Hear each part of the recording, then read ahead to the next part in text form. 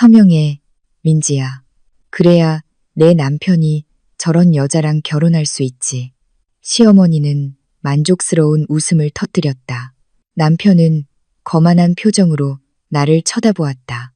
그들은 내가 무너질 것이라고 생각했다. 그들은 자신들이 머무는 이 호화로운 집의 주인이 누구인지 잊어버린 모양이다. 나는 등기부등본을 테이블 위로 던지며 순식간에 창백해지는 그들의 눈을 마주했다. 결혼하세요. 하지만 지금 당장 이 집에서 나가세요. 이야기를 시작하기 전에 이 영상을 시청하시는 분들은 어느 지역에서 오셨는지 댓글로 남겨주세요. 채널이 더욱 성장하고 더 흥미로운 이야기를 선보일 수 있도록 좋아요와 구독도 잊지 마세요. 그날 아침 서울 강남의 웅장한 2층 저택에서는 프라이팬과 뒤집개가 부딪히는 소리가 아침을 여는 음악이 되었다. 식욕을 돋워야 할 마늘과 된장 냄새가 대리석으로 마감된 식당에서는 오히려 일상적인 소란의 도화선이 되었다. 박민지는 이마에 땀을 손등으로 닦았다. 새벽부터 그녀는 별채에 있는 지저분한 주방에서 씨름하고 있었다. 500인분의 케이터링 도시락 주문을 제 시간에 맞춰 배달하기 위해서였다. 민지의 주방 사업은 날로 번창하고 있었지만 성공했다고 해서 민지가 편히 쉴 수 있는 것은 아니었다. 그녀는 여전히 직접 현장을 지휘했다. 쟁반을 든 민지는 본체의 식당으로 향했다. 그곳에는 시어머니인 강 여사가 실크 잠옷을 입고 앉아 있었다. 그 잠옷의 가격은 아마 민지 직원의 2달치 월급과 맞먹을 것이다. 중년 여성의 얼굴은 상한 우유처럼 시큼하게 굳어 있었다. 민지야, 이게 또 무슨 아침상이니? 강 여사는 마치 벌레라도 있는 듯 혐오스러운 눈빛으로 자기 앞에 접시를 쳐다보았다. 접시에는 돼지고기 김치찌개와 완벽하게 반숙으로 익힌 계란 프라이가 정갈하게 차려져 있었다. 민지는 따뜻한 차가 담긴 주전자를 조심스럽게 내려놓았다. 김치찌개예요. 어머님, 현우 씨가 좋아하는 거요. 마침 케이터링에 쓰고 남은 재료가 있어서요. 남은 거라니. 강 여사의 목소리가 날카롭게 울렸다. 그럼 내 시어머니랑 남편한테 남이 먹다 남은 음식을 먹인다는 거니? 세상에, 민지야. 이 집은 대궐 같고 기둥도 높은데 내 정신은 여전히 길거리 노점상 수준이구나. 민지는 가슴속에서 치밀어 오르는 화를 억누르며 길게 숨을 들이쉬었다. 남이 먹던 음식이 아니고요. 어머님, 신선한 재료가 남았다는 뜻이에요. 돼지고기도 오늘 새벽에 막 잡은 거예요. 변명은 강 여사는 손을 휘저었다. 그녀의 손목에 달린 금팔찌들이 요란하게 부딪혔다. 너는 대기업 부장 아내야, 민지야. 물론 현우 회사가 자기 건 아니지만 직급이 있잖니. 그러니 옷차림이나 음식 좀 격식에 맞게 차려봐. 아침부터 집에서 마늘 냄새, 된장 냄새가 진동을 하니 언제쯤이면 김 사모님 댁처럼 파리에서 온 향수 냄새가 나겠니? 그때 계단을 내려오는 발소리가 들렸다. 민지의 남편 이현우가 깔끔하게 다려진 와이셔츠 차림으로 나타났다. 어젯밤 민지가 다림질한 것이었다. 그는 2번 돌아보게 할 만큼 잘생겼지만 그날 아침 그의 눈빛은 피곤하고 약간 거만해 보였다. 무슨 일이에요, 어머니? 아침부터 시끄럽게. 현우는 의자를 빼며 물었다. 그는 민지를 쳐다보지도 않고 손에 든 휴대폰에 시선을 고정했다. 이것 봐라, 내 아내 좀. 우리한테 또 케이터링 남은 음식을 주잖니. 창피하다, 현우야. 아침 일찍 손님이라도 오면 어쩌니. 집에서 나는 냄새가 꼭 재래시장 같아. 강 여사는 일부러 꾸며낸 애교 섞인 말투로 하소연했다. 민지는 남편이 자기 편을 들어주길 바라며 그를 쳐다보았다. 오빠, 그냥 김치찌개 끓인 거야. 지난주에 오빠가 내가 끓인 김치찌개 먹고 싶다고 했잖아. 현우는 휴대폰을 거칠게 내려놓았다. 그는 김치찌개를 한번 보고는 민지를 쳐다보았다. 그의 눈빛은 사랑이 아닌 방해받은 사람의 짜증 섞인 눈빛이었다. 민지야, 한 번쯤은 어머니 말씀 좀 들으면 안 돼? 현우의 목소리는 낮았지만 날카로웠다. 어머니가 향신료 냄새 싫어하시면 자극적인 음식은 만들지 마. 빵이나 수입 시리얼을 사오든가. 생활비는 내가 주잖아. 민지는 할 말을 잃었다. 현우가 매달 주는 500만 원의 생활비는 이 큰 집의 전기세를 내기에도 턱없이 부족했다.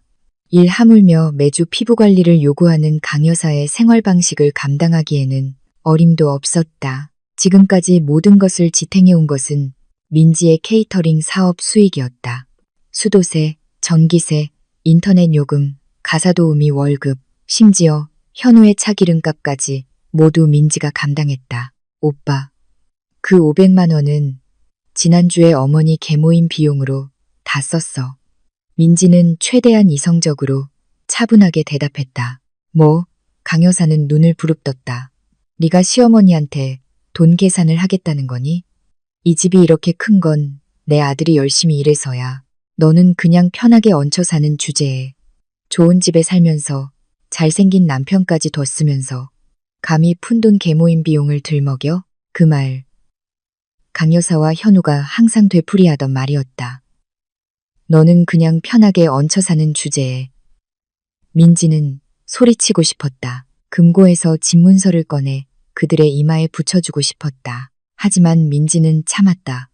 돌아가신 아버지께 효도하는 아내가 되겠다고 약속했기 때문이었다.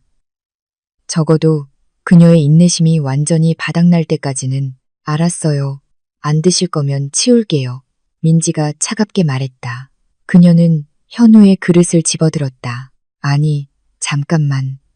현우는 민지의 손을 붙잡았다. 하지만 부드럽지 않았다. 먹을게. 늦었어. 하지만 다음부터는 어머니 말씀 좀 들어. 창피하게 만들지 말고. 현우는 조금도 칭찬 없이 김치찌개를 떠먹었다. 속으로는 민지의 음식이 항상 맛있다고 인정했지만 어머니 앞에서의 자존심과 허세 때문에 입을 다물었다. 강 여사는 콧방귀를 뀌더니 마지못해 식사를 시작했다. 비싼 커튼에 마늘 냄새가 밴다며 입으로는 계속 투덜거리면서도 민지는 주방으로 돌아가 남편과 시어머니의 뒷모습을 바라보았다. 마음속으로 중얼거렸다. 즐길 수 있을 때 즐겨요. 내 인내심은 매일 새로 채워지는 케이터링 재고가 아니니까. 그날 오후 압구정의 한 고급 카페는 비싼 향수 냄새와 억지로 참는 듯한 웃음소리로 가득했다. 화장이 갈라질까 두려워하는 사모님들의 특징적인 웃음소리였다. 강 여사는 친구인 김사모, 박사모와 함께 앉아 있었다. 사실 강 여사는 주눅이 들어 있었다. 그녀가 든 가방은 민지가 동대문에서 사준 명품 짝퉁이었다. 반면 친구들은 모두 진품을 들고 있었다. 하지만 허세를 부리기 위해 강 여사는 항상 아들 현우가 자신을 끔찍이 아끼는 성공한 사업가인 척했다. 강 여사, 가방 새로 샀나 봐. 가죽 질감이 내 거랑 좀 다른 것 같은데? 김사모가 눈을 가늘게 뜨며 강 여사의 무릎 위에 놓인 가방을 가리켰다. 강 여사의 심장이 철렁했다. 아, 이거 한정판이야. 현우가 지난번 유럽 출장 갔을 때 사왔어. 질감이 독특하게 나왔다더라고. 그녀는 재빨리 거짓말을 했다. 등에서는 식은땀이 흘렀다. 그때 카페 문이 열리고 순식간에 모든 사람의 시선을 사로잡는 한 여성이 들어왔다. 그녀는 키가 크고 날씬했으며 몸에 완벽하게 맞는 아이 보리색 드레스를 입고 있었다. 머리에는 커다란 선글라스를 걸쳤고 가장 중요한 것은 수십억 원을 호가하는 진짜 악어 가죽 에르메스 버킨백을 들고 있다는 것이었다. 저 사람 최유라잖아. 박사모가 흥분해서 속삭였다. 싱가포르에서 막 돌아온 그 미망인. 남편이 죽으면서 탄광을 유산으로 남겼다던데. 강 여사의 눈이 즉시 반짝였다. 탄광이라는 단어가 그녀의 귀에는 클래식 음악처럼 들렸다. 그녀는 구석 자리에 혼자 앉아 대낮부터 우아하게 와인을 주문하는 유라를 유심히 관찰했다. 신분 상승의 기회를 놓칠 수 없었던 강 여사는 자리에서 일어났다. 잠깐만요. 사모님들. 인사 좀 하고 올게요. 현우 사업 관련 행사에서 본 것 같아서요. 강 여사는 억지 자신감을 내세워 유라의 테이블로 다가갔다. 사실 내일 만기가 돌아오는 카드값 때문에 골머리를 앓고 있던 유라는 평가하는 듯한 눈빛으로 고개를 돌렸다. 그녀의 눈은 강 여사를 머리부터 발끝까지 훑었다. 짝퉁 가방이네. 유라는 속으로 생각했다.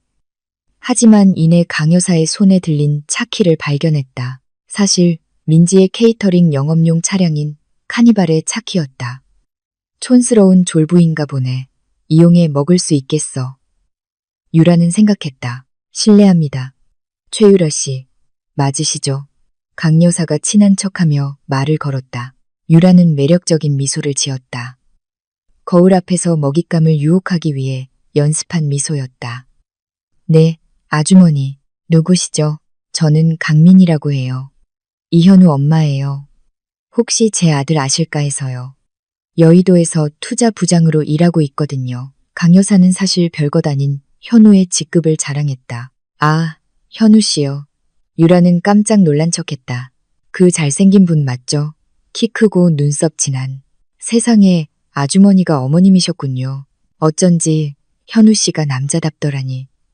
어머님이 이렇게 고우시네요. 그 칭찬에 강 여사는 하늘을 날아갈 듯 기뻤다. 그들은 곧 대화에 빠져들었다. 유라는 역할을 아주 능숙하게 해냈다. 그녀는 동반자 없이 호화로운 삶이 얼마나 외로운지, 관리해줄 남자가 필요한 자신의 탄광 사업에 대해, 그리고 함께 쇼핑할 시어머니가 얼마나 그리운지에 대해 거짓말을 늘어놓았다. 아휴, 전 골치가 아파요, 유라 씨. 강 여사가 속내를 털어놓기 시작했다. 현우는 착하고 성공한 아들이에요. 그런데 안타깝게도 아내분이 왜요? 아주머니? 유라는 교활하게 눈을 빛내며 미끼를 던졌다. 촌스러워요. 매일 마늘 냄새나 풍기는 요리사일 뿐이에요. 현우가 짝을 잘못 만난 것 같아요. 유라 씨처럼 품격 있는 여자를 만났다면, 와, 인생이 훨씬 완벽했을 텐데. 유라는 작게 웃으며 우아하게 입을 가렸다. 아주머니도 참. 하지만 가끔 남자들은 자기 생활 수준에 맞는 여자가 필요하긴 해요. 현우 씨도 아내를 파티에 데려가기 창피하면 안 되잖아요. 그 말은 강 여사의 뇌리에 깊이 박혔다. 헤어지기 전 유라는 강 여사의 손에 자신의 명함을 쥐어주며 하고 있던 실크 스카프를 실수로 건넸다. 아주머니 쓰세요. 피부색에 잘 어울리네요. 강 여사는 설레는 마음과 새로운 임무를 안고 집으로 돌아왔다.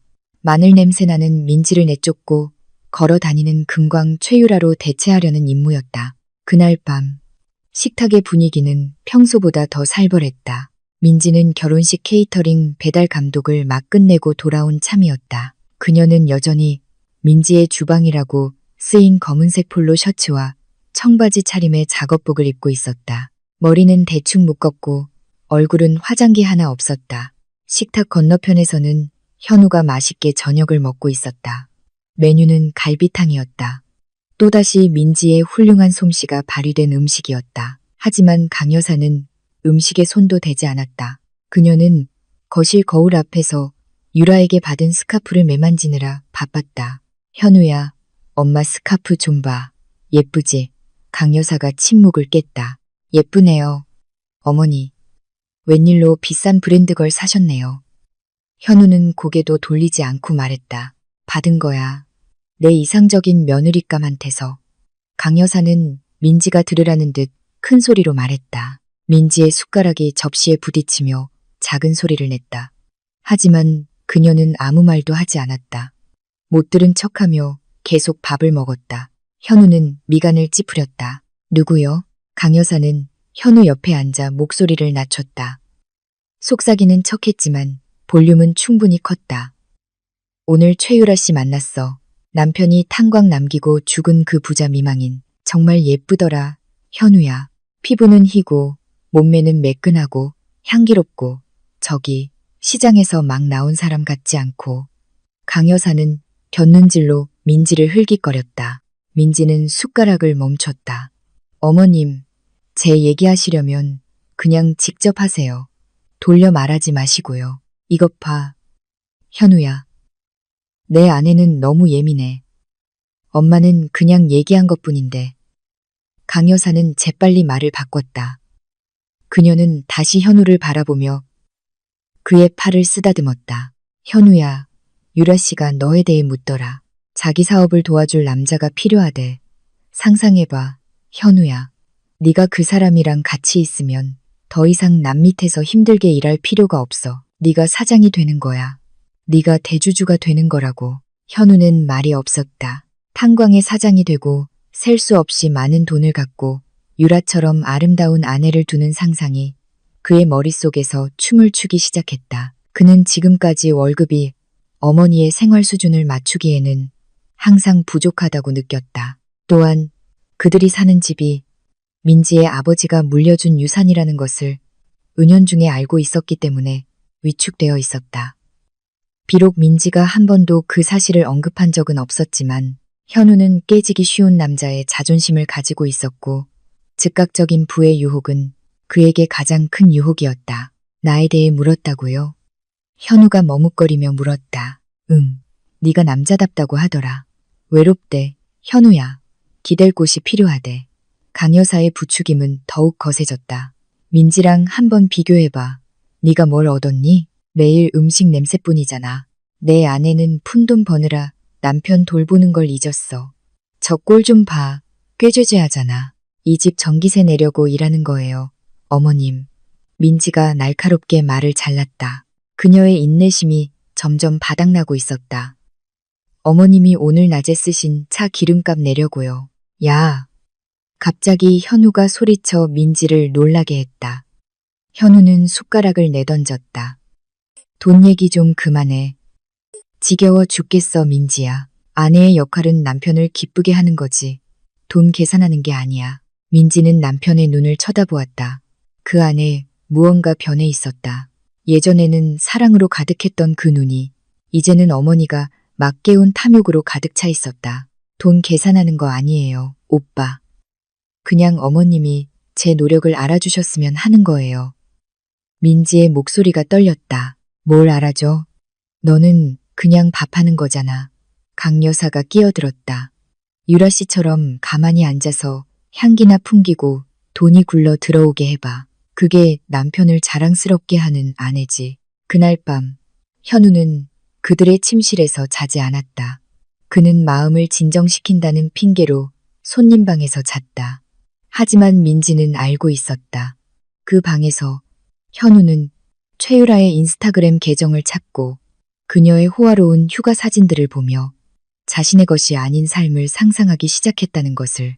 다음 날 집안의 분위기는 더욱 차가워졌다. 민지는 집안의 두 사람과의 교류를 피하기 위해 시장 근처 상가에 있는 자신의 케이터링 사무실에서 바쁘게 지내기로 했다. 하지만 피한다고 해서 민지가 눈뜬 장님인 것은 아니었다. 그녀의 소박한 사무실에서 민지는 청구서 더미 앞에 앉아 있었다. 옆에는 그녀의 믿음직한 조수인 박 부장이 걱정스러운 눈으로 그녀를 바라보고 있었다. 사장님, 안색이 너무 안 좋으세요. 아침 안 드셨죠? 박 부장이 물었다. 민지는 옅게 미소 지었다. 눈까지는 미치지 못하는 미소였다. 먹었어요, 박 부장. 그냥 생각이 많아서요. 또 이현우 씨 때문이죠. 박 부장이 조심스럽게 추측했다. 모든 직원은 민지의 시어머니와 남편의 성격을 알고 있었다. 강 여사가 종종 상가에 와서 계산대에서 현금을 달라고 소란을 피웠기 때문이었다. 민지는 한숨을 쉬며 의자에 등을 기댔다. 점점 더 심해져요, 박 부장. 이제는 어머니가 현우 씨를 부자 미망인이랑 엮어주려고 안달이에요. 집안의 격을 높인다면서요. 세상에. 그래서 이현우 씨는요. 흔들리고 있어요, 박 부장. 눈빛만 봐도 알 수 있어요. 아직 손에 넣지도 못한 재물에 눈이 멀었어요. 민지는 손에 든 펜을 돌렸다. 그녀의 시선은 허공을 향했다. 그들은 한 가지를 잊고 있어요. 지금 누리고 있는 이 편안함이 얼마나 위태로운지를. 민지는 책상 서랍을 열어 낡은 파란색 서류철을 꺼냈다. 그녀는 그것을 살짝 열었다. 안에는 그 강남의 호화로운 저택의 등기부등본이 들어있었다. 소유주 이름이 선명하게 적혀 있었다. 박민지. 민지의 아버지는 부동산 자산을 물려주었지만 민지에게는 소박하게 살고 열심히 일하라고 가르친 성공한 사업가였다. 현우와 결혼할 때 민지는 사랑을 믿었기 때문에 혼전 계약서를 쓰지 않았다. 하지만 이 집은 상속받은 특유 재산이었다. 2, 3 어떤 법으로도 부부 공동재산으로 나눌 수 없었다. 1, 4 사장님, 지금 그들에게 알려주지 않으실 건가요? 그 비밀을 아는 박 부장이 물었다. 민지는 고개를 저었다. 아직 때가 아니에요. 현우 씨가 얼마나 멀리 가는지 보고 싶어요.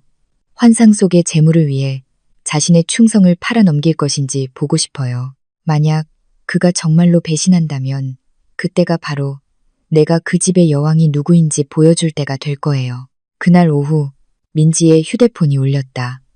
은행 앱에서 알림이 왔다. 현우가 가지고 있는 가족카드로 500만 원이 결제되었다는 내용이었다. 명품 쇼핑몰의 남성복 부티크였다. 민지의 가슴이 철렁했다. 500만 원은 이번 달 마지막 한도였다. 현우는 순식간에 그것을 다 써버렸다. 민지는 현우가 새 옷이 필요 없다는 것을 알고 있었다. 누군가에게 잘 보이기 위한 새 옷이 아니라면 말이다. 민지는 눈을 감고 흘러내리려는 눈물을 참았다. 마음대로 하세요, 오빠. 스스로 무덤을 파세요. 그녀는 나지막이 속삭였다. 토요일 밤.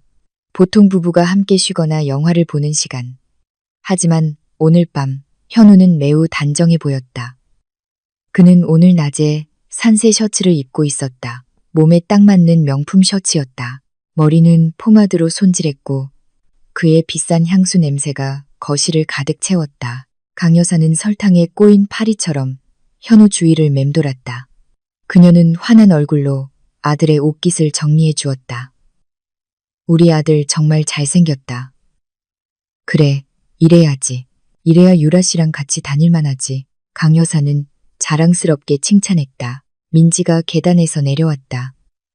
그녀는 막 샤워를 마치고 편안한 실내복을 입고 있었다. 그녀는 가슴이 찢어지는 듯한 그 광경을 보았지만 얼굴은 여전히 무표정했다. 어디 가요, 오빠?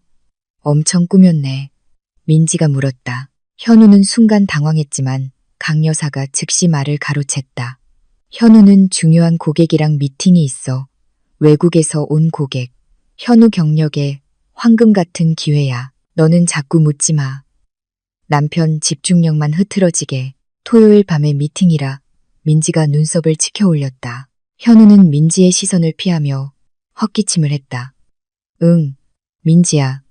갑작스러운 투자자 미팅이야. 아마 늦게 들어올 거야. 아, 투자자. 민지는 천천히 고개를 끄덕였다. 탄광 투자자요? 현우는 움찔했다. 그는 민지를 날카롭게 쳐다보았다. 무슨 소리 하는 거야? 나 이제 가볼게. 남편 성공하라고 기도나 해줘. 의심만 하지 말고. 현우는 차키를 집어들고 예전 습관처럼 민지의 이마에 입을 맞추지도 않고 서둘러 나갔다.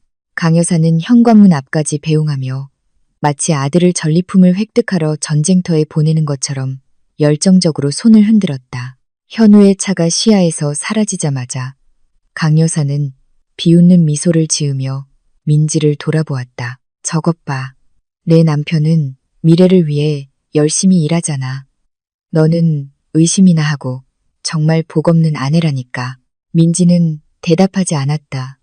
그녀는 그저 자기 방으로 돌아가 문을 잠갔다. 다른 곳, 고층 빌딩 50층에 있는 한 파인 다이닝 레스토랑에서 현우는 유라와 마주 앉아 있었다. 서울의 야경이 로맨틱한 배경이 되어 주었다. 유라는 매끈한 어깨를 드러내는 강렬한 빨간 드레스로 사람들의 시선을 사로잡았다.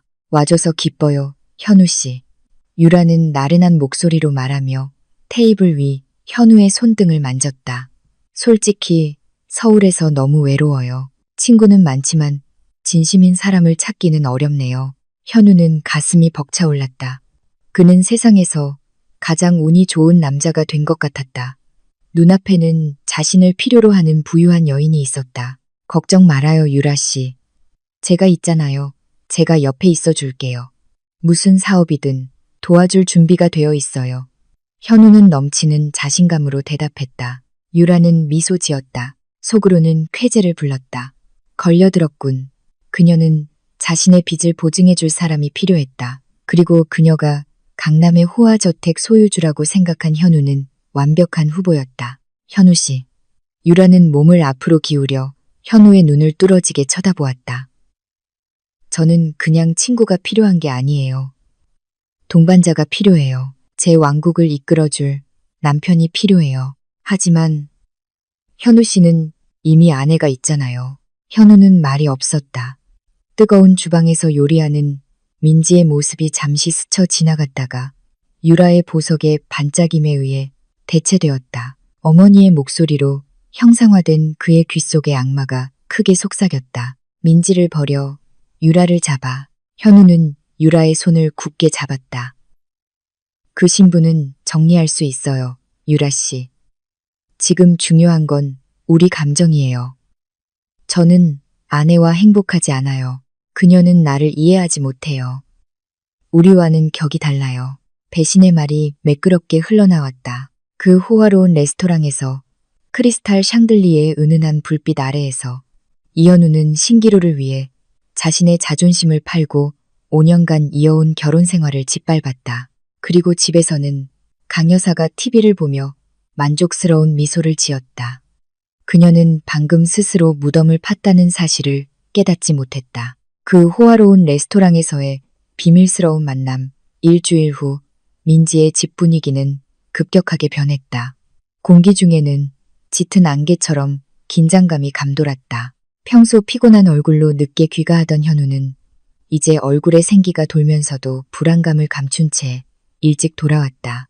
반면 강 여사는 마치 훔친 굴비를 다 먹어치운 고양이처럼 배부르고 만족스러우며 교활해 보였다. 그날 밤 강남에는 폭우가 쏟아졌다. 때때로 천둥 소리가 울려 퍼지는 것이 마치 자연이 경고를 보내는 것 같았다. 민지는 거실 소파에 앉아 막 걷어온 빨래를 개고 있었다. 그녀는 일부러 이런 사소한 일들은 가사 도우미에게 시키지 않았다. 인내심을 기르는 훈련이라고 생각했다. 민지야, 잠깐 앉아봐. 나랑 현우가 할 중요한 얘기가 있어. 강 여사의 목소리가 정적을 깼다. 그녀는 자신이 가장 아끼는 벨베디린용 소파에 앉아 거만하게 다리를 꼬았다. 현우는 어머니 옆에 앉아 자신의 손을 주무르고 있었다. 그는 민지의 눈을 똑바로 쳐다볼 용기가 없었다. 민지는 개고 있던 수건을 테이블 위에 내려놓았다. 그녀는 앞에 앉은 두 사람을 침착하게 바라보았다. 심장이 두근거렸다. 그녀는 이 순간이 올 것을 알고 있었다. 무슨 일이세요, 오빠, 어머님? 현우는 갑자기 마른 목을 가다듬으며 헛기침을 했다. 저기, 민지야, 우리 경제 상황 알지? 내 월급 말이야. 계속 이렇게 살 수는 없어. 필요한 건 점점 많아지고 어머니도 더 좋은 건강관리가 필요하시고. 민지는 미간을 찌푸렸다. 오빠 월급은 오빠랑 어머님을 위해 고스란히 쓰잖아. 집안의 모든 필요, 전기세, 식비, 가사도우미 월급은 내가 케이터링 수익으로 내고 있어. 뭐가 더 부족해? 바로 그거야. 강 여사가 재빨리 말을 잘랐다. 너는 아내야, 민지야. 남편이 부양해야지. 아내가 잘난 척 돈 벌어서 남편 기죽이면 안 되지. 현우는 경력의 도약이 필요해. 자본도 인맥도 필요하고. 그런데 너는 그걸 줄 수가 없어. 민지는 이 미친 대화가 어디로 흘러가는지 기다리며 침묵했다. 현우는 마침내 고개를 들어 민지를 쳐다보았다. 그의 눈빛은 일부러 꾸며낸 애처로운 눈빛이었다. 민지야, 내가 사람을 만났어. 그분은 성공한 커리어우먼이야.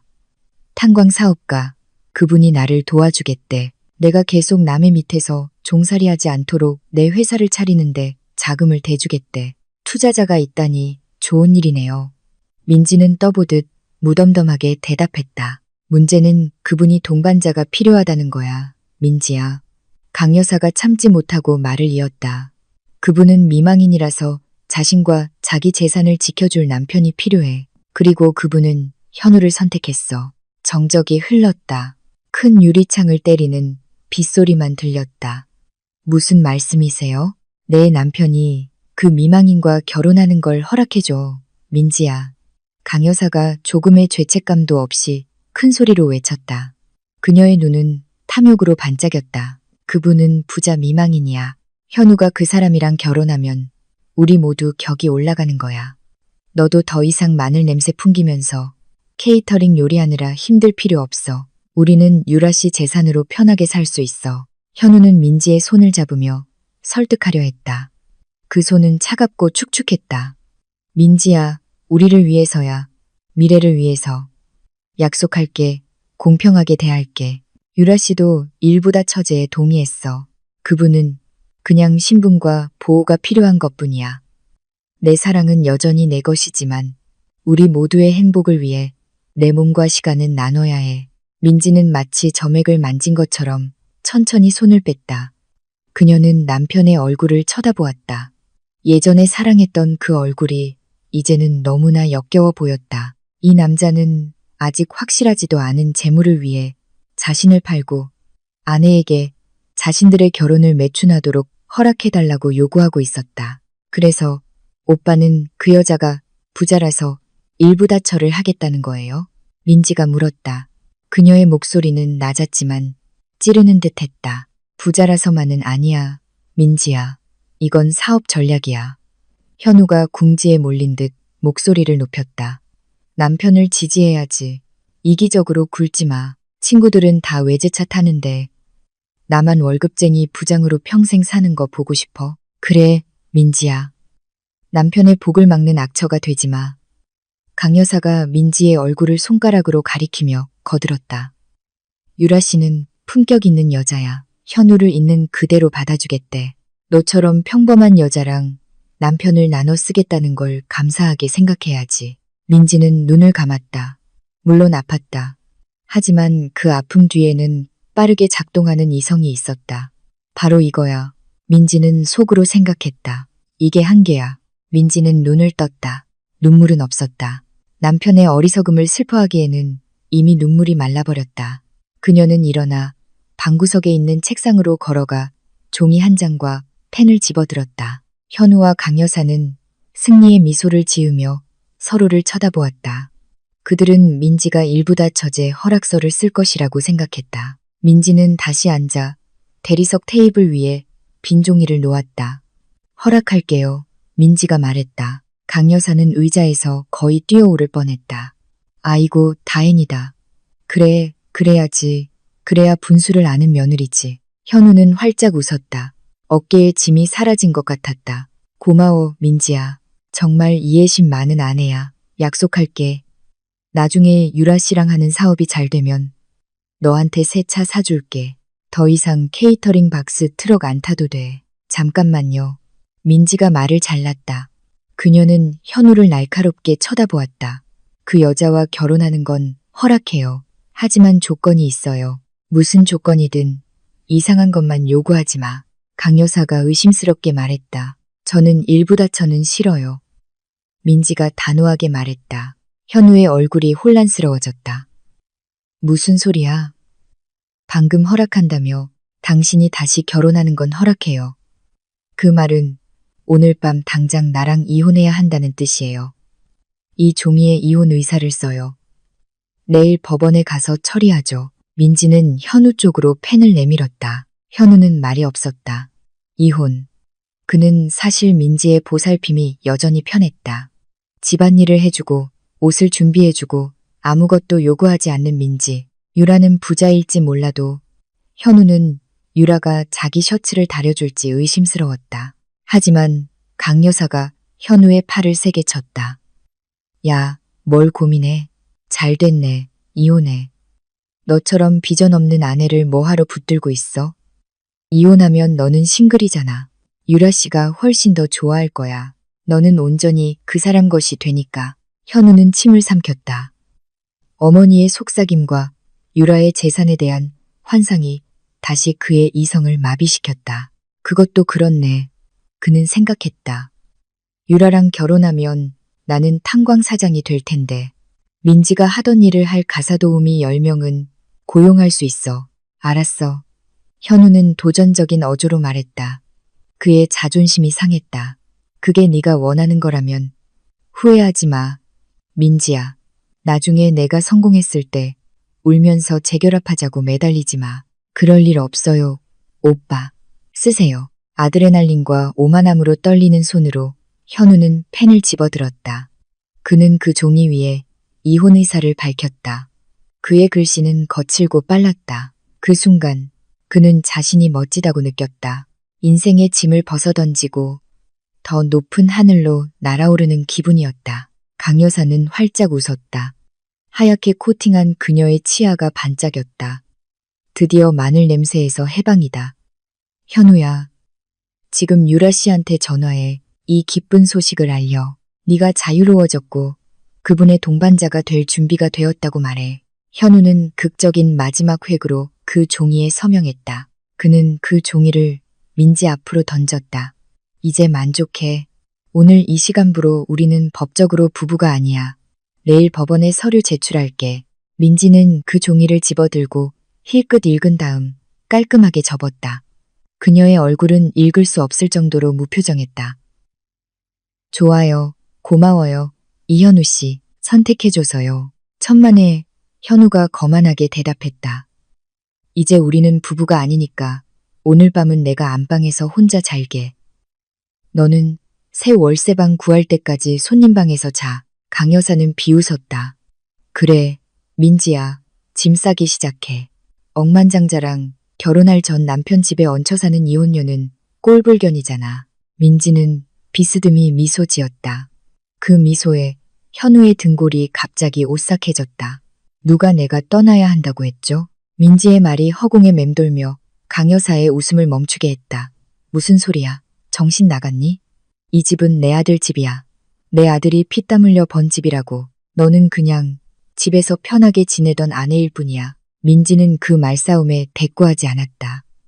그녀는 일어나 방구석에 있는 큰 장식장으로 침착하게 걸어갔다. 장식장 아래쪽에는 그림으로 가려진 작은 금고가 숨겨져 있었다. 민지는 비밀번호를 돌렸다.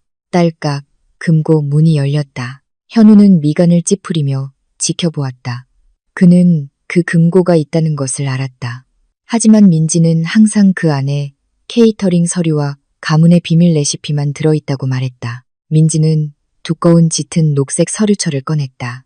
그녀는 테이블로 돌아와 꽃병이 흔들릴 정도로 서류철을 세게 내리쳤다. 쾅! 열어보세요. 민지가 명령했다. 현우는 망설이며 서류철을 열었다. 그 안에 있는 문서의 제목을 보고 그의 눈이 휘둥그레졌다. 등기부등본. 그는 거기에 굵은 대문자로 적힌 소유주 이름을 읽었다. 박민지. 이현우도 아니고 이씨 가문도 아니었다. 이게 뭐야? 현우가 더듬거리며 물었다. 읽을 수 있잖아요. 오빠. 아니면 상상 속의 부가 당신을 문맹으로 만들었나요? 민지가 날카롭게 쏘아붙였다. 이 집 등기부등본이에요. 우리가 5년 동안 살았던 이 집, 돌아가신 제 아버지께서 물려주신 순수한 유산이에요. 우리가 결혼하기 전에요. 강 여사는 현우의 손에서 등기부등본을 낚아챘다. 그녀의 눈이 튀어나올 듯 커졌다. 말도 안 돼. 거짓말이야. 현우는 자기가 이 집 대출금 갚고 있다고 했어. 현우의 얼굴이 핏기가 가셨다. 그는 결혼 초에 어머니에게 거짓말을 한 적이 있었다. 허세를 부리기 위해 아내가 물려받은 이 집이 자신이 주택담보대출을 갚아 마련한 것이라고 말해 어머니를 자랑스럽게 만들었다. 그가 몇 년 동안 지켜온 그 거짓말이 이제 그의 목을 조르는 부메랑이 되어 돌아왔다. 어머니, 현우가 이 집 산 거 아니에요. 현우가 힘없이 중얼거렸다. 그의 목소리는 덫에 걸린 쥐처럼 찍찍거렸다. 원래 민지 거였어요. 뭐라고? 강 여사가 히스테릭하게 소리쳤다. 그녀는 등기부등본을 바닥에 내동댕이 쳤다. 이 바보 같은 자식, 그럼 그동안 내 월급은 다 어디 갔어? 왜 재산 하나 안 샀어? 어머니 때문이잖아요. 현우가 공황 상태에 빠져 소리쳤다. 어머니 가방, 어머니 계모임, 어머니 휴가, 어머니 허세 때문에요. 잊으셨어요. 민지는 팔짱을 낀 채 서로를 비난하는 그 드라마를 지켜보았다. 드라마는 끝났나요? 이제 제 말 들으세요. 민지는 등기부등본을 주워 먼지를 털었다. 마치 그들의 더러운 손자국을 닦아내는 것 같았다. 이 집은 제 소유이고 특유재산은 재산 분할 대상이 아니에요. 2, 3 집 안의 가구, 차고에 있는 당신들이 쓰던 차도 제 케이터링 회사 명의로 되어 있어요. 제 소유죠. 민지는 한 걸음 다가가 겁에 질린 현우의 눈동자를 똑바로 쳐다보았다. 당신들은 여기서 공짜로 얹혀 살았어요. 공짜로 밥 먹고 푹신한 침대에서 공짜로 자고 전기세도 공짜였죠. 그리고 이제 당신이 이혼을 선언했으니 민지는 분노를 억누르며 떨리는 손가락으로 현관문을 가리켰다. 당신들은 제 집에서 남이에요. 잠깐만, 민지야. 그럴 수는 없지. 강 여사가 전술을 바꾸려 했다. 그녀의 목소리가 갑자기 애처로워졌다. 우리는 가족이잖아. 시어머니한테 너무 매정한 거 아니니? 나도 이제 늙었어. 민지야. 밖에는 비도 오고 가족이요. 민지는 비참하게 웃었다. 고통스러운 웃음소리였다. 방금 어머니는 저를 기생충이라고 하셨어요. 방금 저더러 나가라고 하셨잖아요. 잊으셨어요? 자신의 악행에 대해서는 기억력이 참 짧으시네요. 하지만 유라 씨가 현우가 기댈 곳을 찾으려 했다. 바로 그거예요. 민지가 큰 소리로 말을 잘랐다. 민지는 현관문으로 걸어가 활짝 열었다. 차가운 밤 공기와 빗방울이 따뜻했던 거실 안으로 곧장 들이닥쳤다. 그 여자가 부자라면 가서 그 여자한테 받아달라고 하세요. 내 집에서 나가요. 민지가 소리쳤다. 그녀의 목소리는 5년간 억눌렀던 억압의 무게를 벗어던지며 우렁차게 울려 퍼졌다. 강 여사는 심하게 떨었고 다리에 힘이 풀렸다. 그녀는 이 집이 없으면 자신이 짝퉁 가방을 든 노숙자에 불과하다는 것을 깨달았다. 민지야, 장난하지 마. 현우야, 내 아내한테 뭐라고 말 좀 해봐. 전 아내죠. 민지가 차갑게 정정했다. 30분 드릴게요. 옷만 챙기세요. 다른 물건에는 손댈 생각도 하지 마세요. 구석구석 CCTV가 있어요. 숟가락 하나라도 없어지면 절도 혐의로 경찰에 신고할 거예요. 현우는 공황 상태에 빠졌다. 그는 자기 방으로 달려갔다. 강 여사는 울부짖으며 그를 뒤따랐다. 그것은 후회의 눈물이 아니라 가난에 대한 공포의 눈물이었다. 방 안에서는 난장판이 벌어졌다. 강 여사는 보석함을 여행 가방에 넣으려고 했다. 어머니, 그거 다 가짜잖아요. 현우가 스트레스를 받으며 옷을 아무렇게나 가방에 던져 넣으며 물었다. 진짜도 조금 있어. 작년에 민지가 생일 선물로 준 거. 강 여사가 소리쳤다. 갑자기 민지가 방문 앞에 서 있었다. 이미 부름을 받은 집 경비원인 우 아저씨가 그녀를 지켜보고 있었다. 우 아저씨의 얼굴은 험악했고 주인이 명령하는 누구든 끌어낼 준비가 되어 있었다. 가방 확인해 주세요. 우 아저씨. 민지가 명령했다. 우 아저씨가 앞으로 나와 강 여사의 가방을 뒤졌다. 그는 고급 시계와 작은 크리스탈 장식 몇 개를 발견했다. 이건 사모님 겁니다. 우 아저씨가 단호하게 말하며 물건들을 집어들었다. 그거 나한테 준 선물이야. 강 여사가 다시 뺏으려고 소리쳤다. 선물은 시어머니께 드리는 거죠. 어머니는 이제 제 시어머니가 아니에요. 그리고 어차피 제 돈으로 산 거고요. 지난 5년간의 방세라고 생각하세요. 민지가 날카롭게 말했다. 30분이라는 시간은 매우 짧지만 고통스럽게 느껴졌다. 현우와 강 여사는 마침내 2개의 큰 여행 가방과 몇 개의 손가방을 들고 집 현관에 섰다. 그들의 모습은 엉망이었다. 강 여사의 머리는 헝클어졌고 마스카라가 번졌으며 현우의 비싼 셔츠는 비에 젖었다. 소란을 듣고 나온 가사도우미들과 이웃들이 담장 너머로 엿보기 시작했다. 수치심이 현우의 얼굴에 스며들기 시작했다. 항상 집주인으로서 가슴을 펴고 다녔던 그가 이제는 길고양이처럼 쫓겨나고 있었다. 가세요. 민지가 명령했다. 현우는 마지막으로 민지를 쳐다보았다. 그의 눈에는 증오가 번뜩였다. 후회하게 될 거야. 민지야. 두고 봐. 내일이면 유라 씨가 고급차로 나를 데리러 올 거야. 위에서 널 비웃어 주겠어. 기다릴게요. 민지가 침착하게 대답했다. 이제 제 대문 밖으로 나가세요. 우 아저씨가 무거운 검은 철문을 밀었다. 현우와 강 여사는 점점 거세지는 빗속을 뚫고 여행 가방을 끌고 나갔다. 그들의 발이 담장 경계를 넘어서자마자 우 아저씨는 큰 소리를 내며 그 문을 닫았다. 쾅! 대문 자물쇠가 돌아가는 소리는 그들의 편안했던 삶에 대한 사형 선고처럼 들렸다. 민지는 유리창 뒤에 서서 이제 흠뻑 젖은 채 보도에 서 있는 두 사람을 바라보았다. 동정심은 없었다. 오직 엄청난 안도감만이 있었다. 마치 가슴에 얹혀있던 큰 돌이 치워진 것 같았다. 그녀는 돌아서서 거실 불을 끄고 바깥의 어둠을 남겨두었다. 높이 솟은 담장 밖에서 현실은 현우와 강 여사를 무자비하게 덮쳤다. 비는 멈출 기미를 보이지 않았다. 그들은 그 고급 주택 단지에서 멀지 않은 곳에 있는 문 닫은 상가 처마 밑에서 비를 피했다. 강 여사는 추위에 떨었다. 유라가 준 스카프는 이제 젖고 축 처져 더 이상 고급스러워 보이지 않았다. 현우야, 추워.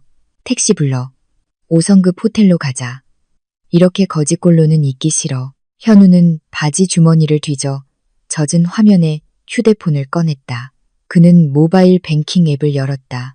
잔액은 45만 원. 식사와 택시비로는 충분했지만 5성급 호텔은 어림도 없었다.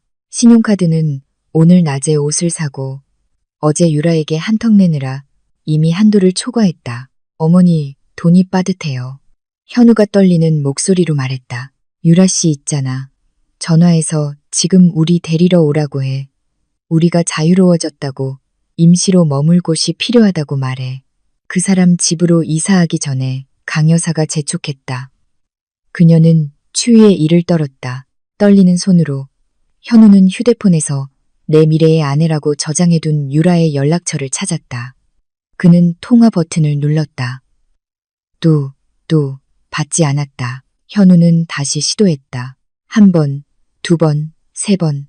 마침내 5번째 통화에서 전화가 연결되었다. 유라의 목소리는 잠긴 듯했고 마치 클럽에 있는 것처럼 시끄러웠다. 배경에서는 음악이 시끄럽게 울렸다. 여보세요, 현우 씨. 왜 자꾸 전화해요? 방해되게. 나 지금 파티 중인데. 유라의 목소리는 어제의 애교 섞인 목소리와는 전혀 다르게 퉁명스러웠다. 유라 씨, 도와줘요. 나 민지랑 이혼했어요. 쫓겨났어요. 어머니랑 같이 길바닥에 있어요. 비가 너무 많이 와요. 우리를 데리러 와줄 수 있어요? 아니면 우리가 그쪽 집으로 갈까요? 현우는 애원했다. 그의 자존심은 이미 빗물에 씻겨 내려갔다. 전화기 저편에서 잠시 침묵이 흘렀다. 그러고는 유라의 비웃음 소리가 들렸다. 뭐? 쫓겨났다고? 그럼 그 청담동 집이 내 거가 아니었다는 말이야? 그건 민지 거였어요. 하지만 내가 당신 남편이 될 거잖아요. 우리 같이 탄광 사업 관리할 거잖아요. 미쳤어. 유라가 음악 소리를 뚫고 소리쳤다. 나는 네가 부자인 줄 알았지. 그 집이 내가 담보로 잡을 수 있는 내 자산인 줄 알았다고. 네가 거지면 내가 너랑 뭐하러 만나?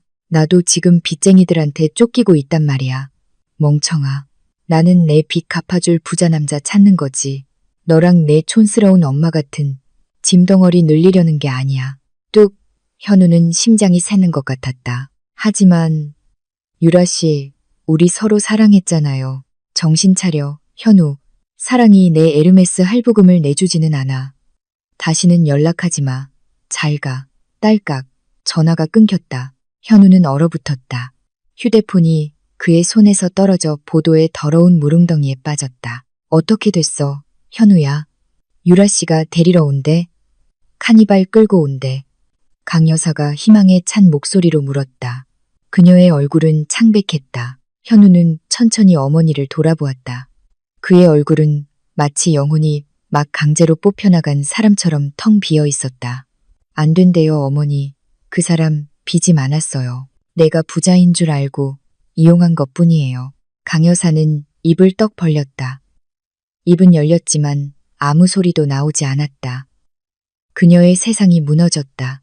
호화로운 집, 새 차, 사교계 명사라는 희망이 순식간에 산산조각 났다. 거짓말. 마침내 강 여사의 목소리가 터져나왔다. 네가 말을 잘못한 거겠지. 다시 전화해. 차단당했어요, 어머니. 현우가 좌절하며 소리쳤다. 그는 자신의 여행 가방을 찾다. 우리는 이제 아무도 없어. 그날 밤은 비극적으로 끝났다. 그들은 마침내 담배 냄새나는 저렴한 콜택시를 타고 하룻밤에 20만 원짜리 변두리 모텔로 갔다. 모텔방은 좁고 답답했으며 벽은 축축했다. 침대 시트는 색이 바래고 담뱃방 자국이 있었다. 강 여사는 딱딱한 침대 가장자리에 앉아 주위를 멍하니 쳐다보았다. 도로에서 들려오는 오토바이 배기음이 선명하게 들렸다. 여기가 우리가 잘 곳이라고. 강 여사가 힘없이 중얼거렸다. 그녀의 눈에서 다시 눈물이 흘렀다. 나 여기서 못 자. 현우야. 퀴퀴한 냄새나. 현우는 바닥에 앉아 벽에 등을 기대고 무릎을 끌어안았다. 그는 민지의 집에 있던 자신의 침실을 떠올렸다. 푹신한 킹사이즈 침대, 민지가 항상 켜두던 라벤더, 아로마 향, 그리고 따뜻하고 두꺼운 이불, 모든 것이 사라졌다. 그냥 즐겨요, 어머니. 현우가 곰팡이 핀 방 천장을 바라보며 씁쓸하게 중얼거렸다. 여기가 우리의 새 궁전이에요. 우리 탐욕이 만들어낸 궁전. 그리고 밖에서는 비가 계속 내렸다. 마치 그들의 죄를 씻어내는 것처럼, 혹은 어쩌면 이제 막 시작된 후회의 돛으로 그들을 더 깊이 가라앉히는 것처럼. 그 모텔의 낡은 커튼 틈으로 비집고 들어온 아침 햇살은 따스함 대신 공기 중에 떠다니는 먼지를 비출 뿐이었다. 현우는 뻐근한 등으로 잠에서 깼다. 그 아래의 얇은 스펀지 매트리스는 가운데가 푹 꺼져 있어 밤새도록 구부정한 자세로 자야 했다. 그는 침대 옆을 더듬었다. 물이나 따뜻한 수건을 달라고 민지를 찾던 오랜 습관이었다. 하지만 그의 손은 페인트가 벗겨진 축축한 벽에 닿을 뿐이었다. 현실이 그를 덮쳤다. 그는 더 이상 청담동 집의 주인이 아니었다. 현우야, 뜨거운 물이 안 나와. 욕실에서 들려오는 강 여사의 외침이 현우의 상념을 깼다. 어머니의 목소리는 공황과 분노에 차 있었다. 현우는 침대에서 발을 끌며 내려와 아래쪽이 깨진 플라스틱 PVC로 만들어진 욕실 문으로 비틀거리며 걸어갔다. 안에는 강 여사가 수건으로 몸을 감싼 채 서 있었다. 얼굴에는 비누 거품이 가득했고 샤워기에서는 차갑고 흐린 물만 뚝뚝 떨어지고 있었다. 참으세요, 어머니. 여긴 우리 집이 아니에요. 싸구려 모텔이라고요. 현우는 지끈거리는 두통을 참으며 쉰 목소리로 말했다. 어떻게 참아. 추워 죽겠어. 이런 물로 씻으면 내 피부 다 상해. 프런트에 전화해서 당장 고치라고 해. 강 여사가 소리쳤다. 현우는 거칠게 콧방귀를 뀌었다. 그는 대답하지 않고 녹슨 세면대 수도꼭지를 틀어 얼굴을 씻었다. 갈색물이 나왔다. 그는 흐릿한 거울에 비친 자신의 얼굴을 보았다. 눈 밑에 다크서클이 선명했다. 얇은 수염이 덥수룩하게 자라기 시작했다. 그는 단 하룻밤 사이에 10년은 더 늙어 보였다. 그날 아침은 현우에게 작은 지옥이었다. 그는 어젯밤 아무렇게나 쌓아둔 탓에 구겨진 여행 가방에 보관된 셔츠를 입고 출근해야 했다. 평소에는 민지가 항상 그의 셔츠를 빳빳하고 향기롭게 다려 깔끔하게 걸어두었다. 이제 그는 아침도 먹지 못하고 그 구겨진 셔츠를 입어야 했다. 호텔 조식은 딱딱한 식빵과 설탕물 맛이 나는 인스턴트 커피뿐이었기 때문이었다. 현우야, 엄마 용돈은? 현우가 방을 나서려 할 때 강 여사가 요구했다. 강 여사는 가장 좋은 옷으로 단정하게 차려입고 싸구려 모텔 침대 가장자리에 앉아 있으면서도 남은 허세를 유지하려 애썼다. 현우는 지갑을 뒤졌다. 10만 원짜리 지폐 2장만 남아 있었다. 이거요, 어머니. 20만 원밖에 없어요. 아껴 쓰세요. 제 월급은 다음 주에나 들어와요. 20만 원? 그걸로 뭘 해, 현우야. 화장품 값도 안 돼. 부모한테 인색하게 굴지 마. 유라 씨한테 돈 달라고 해. 유라라는 이름이 나오자 현우의 턱이 굳어졌다. 그 사람 이름 꺼내지 마세요, 어머니. 그리고 제발 현실을 좀 보세요. 우리는 이제 아무것도 없어요. 현우는 아들의 호통에 믿을 수 없다는 듯 멍하니 서 있는 어머니를 남겨두고 호텔 방문을 쾅 닫고 나갔다. 사무실의 상황도 나을 것이 없었다. 현우는 프로모션 중인 오토바이 택시를 기다리느라 15분 늦게 도착했다. 그가 사무실에 들어서자 몇몇 동료들이 그의 구겨진 옷을 쳐다보며 수군거렸다. 현우 씨, 어디서 자고 왔어? 옷이 왜 그래? 아내가 다림질 파업이라도 했나? 옆자리 동료인 동훈이 웃으며 놀렸다. 현우는 씁쓸하게 웃으며 자리에 앉았다. 그는 컴퓨터 화면에 집중하려 했지만 마음이 복잡했다. 그가 해야 할 투자 보고서는 손도 대지 못한 상태였다. 갑자기 그의 휴대폰이 울렸다. 인사과에서 온 전화였다. 이현우 씨, 부장님께서 지금 방으로 오라고 하십니다. 이번 달 실적에 문제가 있다고 합니다. 인사과 직원의 목소리는 차가웠다. 현우는 무거운 발걸음으로 부장실로 향했다. 차가운 에어컨 바람이 부는 그 방에서 그의 상사는 보고서 파일을 책상 위로 던졌다. 이현우 씨, 개인적인 문제가 많다고 들었네. 어제 오후에는 고객 불만이 접수됐고 연락도 안 됐고 오늘은 일할 생각도 없는 사람처럼 출근했더군. 이 회사는 전문가가 필요하지. 집안 문제를 회사까지 끌고 오는 사람이 필요한 게 아니야. 현우는 고개를 숙이고 씁쓸한 침을 삼켰다. 죄송합니다, 부장님. 제가 좀 안 좋은 일이 있어서요. 개선하지 않으면 이번 달 수습 기간 내에 자네를 대체할 사람을 찾겠네. 한 번만 더 실수하면 해고 통보야. 현우는 부장실에서 무릎이 떨리는 채로 나왔다. 예전에는 이 직급 때문에 자신이 대단하다고 느꼈다. 이제 그는 집에서의 감정적 지원과 민지의 보살핌 없이는 그저 무너지기 쉬운 평범한 직장인이라는 것을 깨달았다. 점심시간에 그는 로비 카페에서 커피를 사기 위해 신용카드를 사용하려 했다. 죄송합니다, 고객님. 한도 초과입니다. 계산원이 정중한 미소를 지으며 말했다. 하지만 그 눈빛은 경멸적이었다. 그의 뒤에 줄선 사람들이 참을성 없이 혀를 차기 시작했다. 현우는 얼굴이 빨개진 채 주문을 취소하고 자리로 돌아왔다. 그는 텅 빈 배를 채우기 위해 사무실 탕비실에서 물만 마셨다. 3일이 지나고 현우가 고급 시계를 헐값에 중고시장에 팔아 마련한 비상금은 바닥을 드러냈다. 모텔비는 저렴했지만 하루 3끼를 사 먹어야 했기 때문에 부담이 되었다. 현우는 이사를 결심했다. 월세방을 구해야겠어요. 어머니, 이 호텔은 장기적으로 너무 비싸요. 현우가 여행 가방을 싸며 말했다. 월세방? 저기 옆 단지에 있는 정원 있는 집 말이야? 강 여사가 희망에 찬 목소리로 물었다. 현우는 힘없이 고개를 저었다. 아니요, 어머니, 쪽방 월세요. 우리 돈으로는 단지 내 집을 구할 수 없어요. 그날 오후 찌는 듯한 서울의 햇볕 아래에서 현우는 어머니를 데리고 인구 밀집 지역의 좁은 골목길을 헤맸다. 그들이 예전에 살던 고급 지역과는 거리가 멀었다. 막힌 하수구 냄새와 길거리 튀김 연기가 섞여 코를 찔렀다. 강 여사는 손수건으로 코를 막고 걸었다. 현우야, 이런 지저분한 동네에 뭐하러 왔어? 싫어. 개모임 친구라도 보면 어떡해. 개모임 친구들은 이제 우리 신경 안 써요. 어머니, 제발 정신 좀 차리세요. 현우가 소리쳤다. 그는 낡은 파란색 페인트가 칠해진 나무문 앞에 멈춰섰다. 그 앞에는 월세 있음이라는 글씨가 적혀 있었다. 집주인인 코수염을 기른 러닝셔츠 차림의 노인이 나와 맞이했다. 월세방 찾아요. 여기 방 하나 비어 있어요. 화장실 딸려 있고 전기세는 선불 카드식이고 한 달에 80만 원. 현우는 안을 들여다보았다. 방은 겨우 3x4m 크기였다.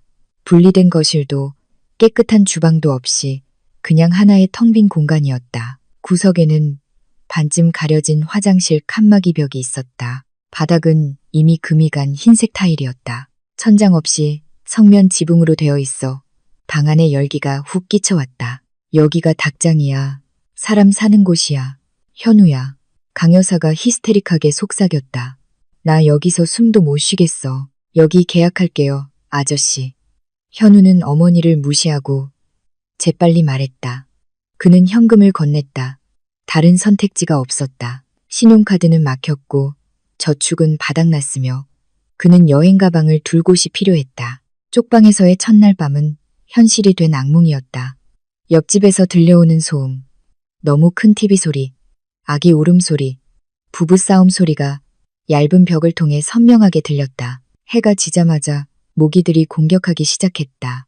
강 여사는 현우가 막 사온 접이식 매트리스 위에 앉아 흐느껴 울었다. 방구석에서 돌아가는 작은 선풍기는 땀으로 옷을 적시는 더위를 쫓아내지 못했다. 에어컨 틀어줘, 현우야. 에어컨 틀어줘. 강 여사가 어린아이처럼 떼를 썼다. 온몸이 가려워. 여기 분명 진드기 많을 거야. 작은 휴대용 버너로 라면을 끓이려던 현우는 냄비를 내던졌다. 쾅! 조용히 좀 해요. 어머니, 조용히. 현우는 눈이 충혈된 채 분노와 좌절을 참으며 소리쳤다. 자꾸 이것저것 요구하지 마세요. 우리는 가난해요, 어머니. 가난하다고. 현우 월급은 어머니가 짝퉁 가방 쇼핑하는데 쓴 신용카드 빚 갚느라 다 썼어요. 우리는 에어컨 설치할 돈이 없다고요. 강 여사는 말이 없었다. 예전에는 순종적이었던 아들이 폭발하는 것을 보고 충격을 받았다. 이게 다 너 때문이야, 현우야. 강 여사는 지지 않으려고 공격의 방향을 돌렸다. 네가 민지를 잘 구슬렸으면 우리가 쫓겨나지 않았을 거야. 네가 그렇게 멍청하게 확인도 안 하고 유라를 믿지만 않았어도 넌 대체 무슨 남자야. 내가 이렇게 된 건 어머니 말씀 들었기 때문이에요. 현우가 어머니의 얼굴을 가리켰다. 어머니가 내 머릿속을 도구로 채웠어요. 어머니가 유라가 부자라고 했고 어머니가 민지는 격이 안 맞는다고 했어요. 이제 즐기세요. 이게 어머니 교육의 결과예요. 그 허세를 드시라고요. 그날 밤 그들은 증오로 가득한 침묵 속에서 라면을 먹었다. 그 좁은 쪽방에서는 더 이상 숨을 곳이 없었다. 각자의 추악한 본성이 적나라하게 드러났다. 호화로운 시설로 가려지지 않은 채 벌거벗겨졌다. 현우는 낯선 눈으로 어머니를 바라보았고 강 여사는 실패한 투자로서 아들을 바라보았다. 한편 청담동 집에서는 분위기가 정반대였다. 집은 더 밝고 더 넓고 무엇보다 더 평화롭게 느껴졌다. 민지는 이제 텅 빈 거실 한가운데에 서 있었다. 그녀는 강 여사가 고른 촌스러운 벨벳 소파를 양로원에 기부하고 미니멀리즘 스타일의 새 소파가 오기를 기다리고 있었다. 민지는 길게 숨을 들이쉬며 마음을 진정시키는 제스민 아로마 향초의 향을 맡았다. 더 이상 강 여사의 자극적인 향수 냄새나 현우의 담배 냄새는 나지 않았다. 사장님, 이번 달 재무 보고서입니다. 그녀의 충실한 조수인 박 부장이 태블릿을 들고 밝은 얼굴로 들어왔다. 사장님께서 인스타그램 홍보에 집중하신 이후로 매출이 40% 증가했습니다. 많은 인플루언서들이 우리 케이터링을 돈도 안 받고 리뷰해줬어요. 맛이 정말 최고라고 하더군요. 민지는 미소 지으며 태블릿을 받았다. 화면의 숫자는 모두 녹색이었다. 까다로운 시어머니와 철없는 남편을 돌보는 정신적 부담이 없으니 민지는 사업에 2배의 에너지를 쏟을 수 있었다. 그녀의 창의력은 넘쳐 흘렀다. 그녀가 개발한 새로운 메뉴들은 베스트셀러가 되었다. 다행이네요, 박 부장. 아, 어머님 쓰시던 방은 어떻게 됐어요? 민지가 물었다. 깨끗하게 정리됐습니다, 사장님.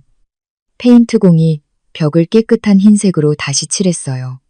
강 여사님이 안 가져간 잡동사니들은 다 버렸고요. 이제 방이 아주 넓어졌어요.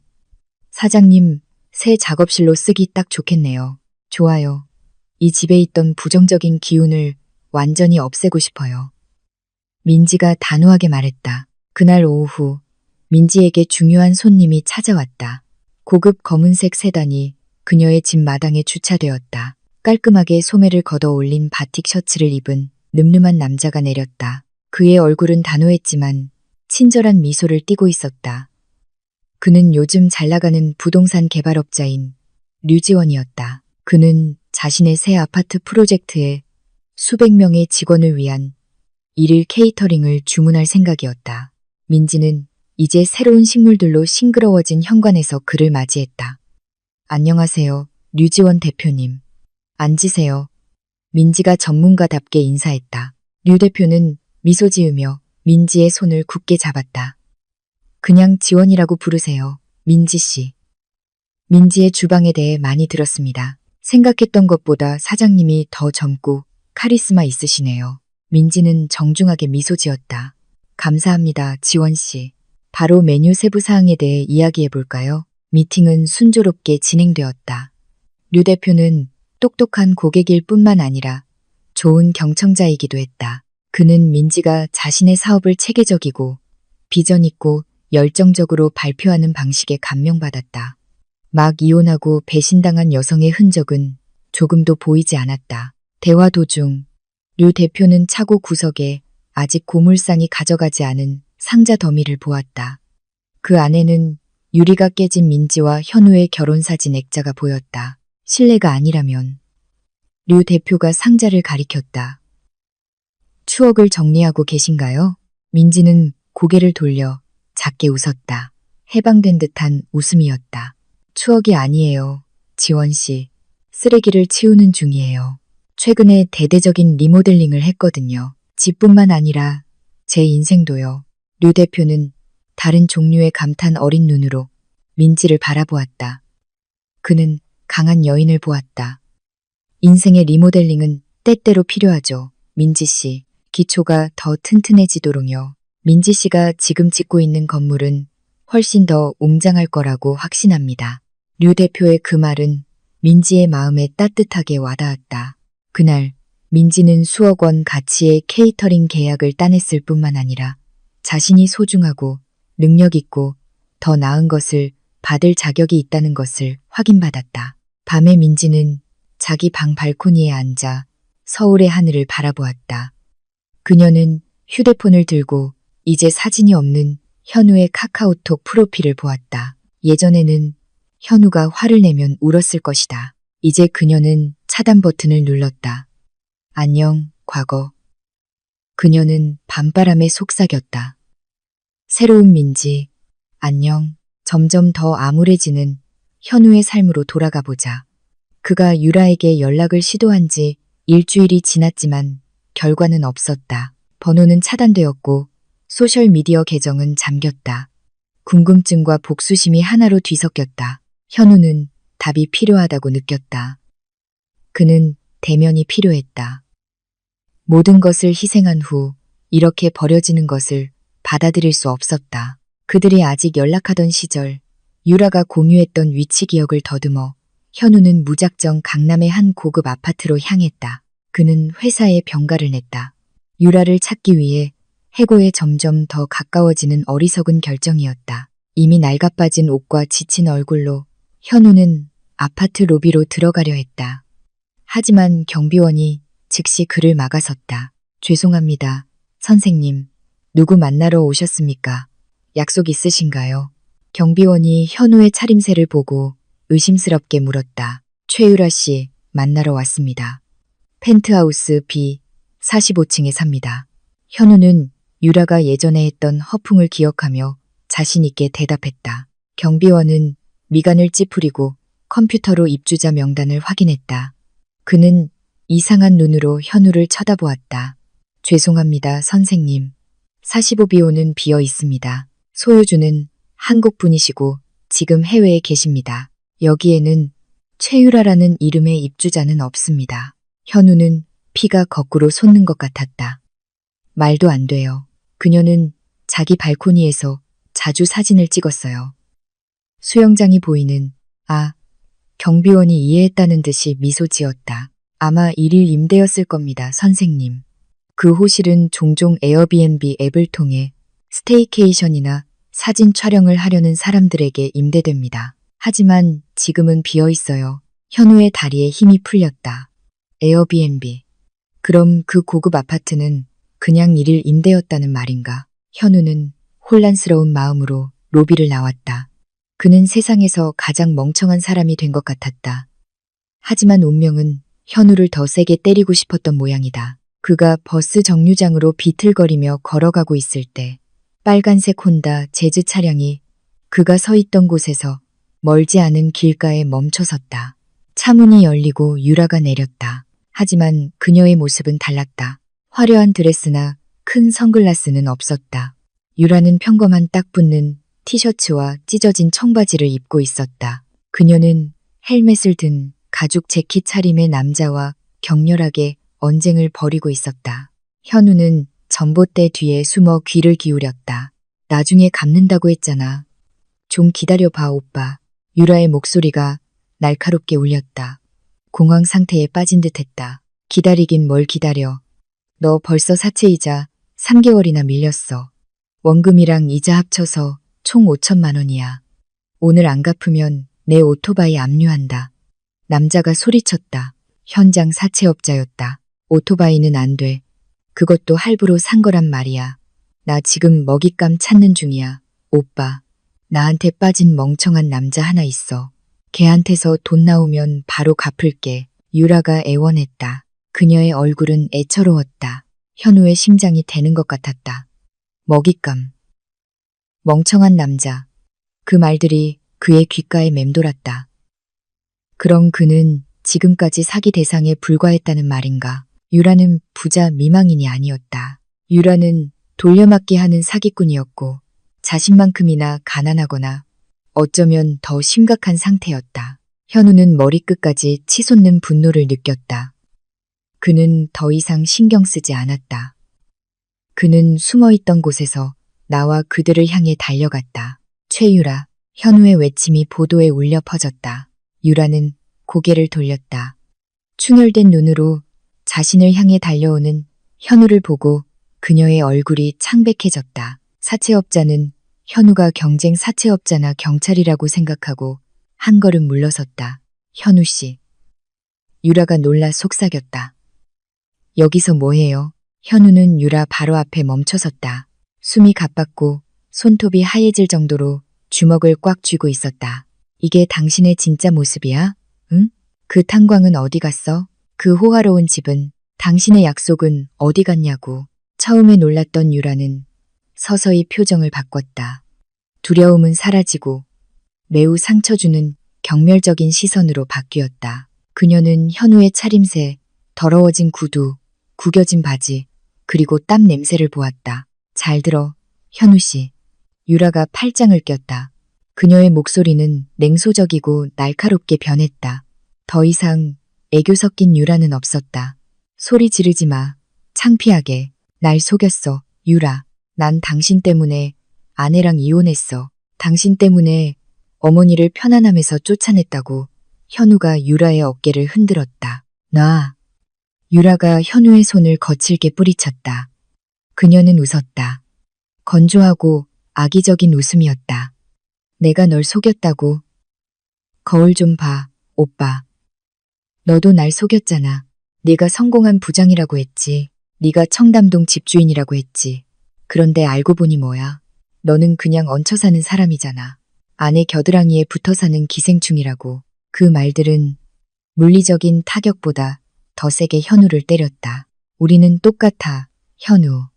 유라가 현우의 얼굴에 자신의 얼굴을 가까이 댔다.